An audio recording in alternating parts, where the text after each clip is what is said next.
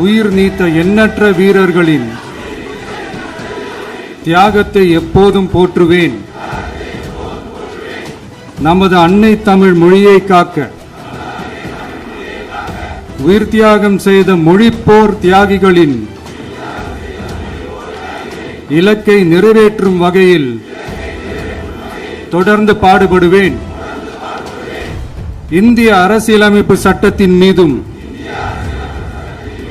இறையாண்மை மீதும் நம்பிக்கை வைத்து அனைவருடன் ஒற்றுமை, சகோதரத்துவம், மத நல்லிணக்கம், சமத்துவம் ஆகியவற்றை பேணி காக்கின்ற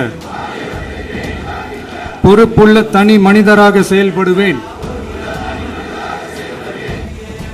மக்களாட்சி, மதச்சார்பின்மை, சமூக நீதி பாதையில் பயணித்து என்றேன். சாதி, மதம், பாலினம், பிறந்த இடம் ஆகியவற்றில் பேரில் உள்ள வேற்றுமைகளை களைந்து மக்களிடையே விழிப்புணர்வை ஏற்படுத்தி அனைவருக்கும் சம வாய்ப்பு, சம உரிமை கிடைக்க பாடுபடுவேன்.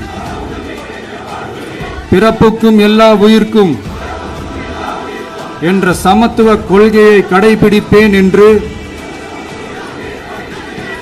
உளமாற உறுதி கூறுகின்றேன்.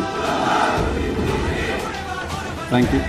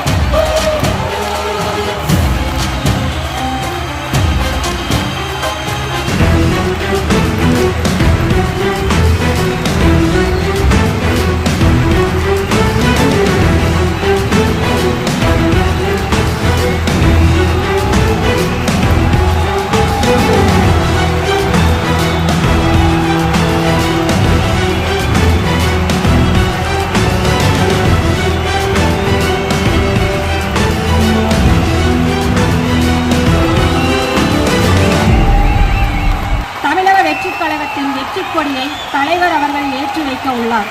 இப்போது தமிழ் வெற்றிக் கொடியை அறிமுகம் செய்ய வருமாறு வெற்றித் தலைவரை அன்புடன் அழைக்கின்றோம்.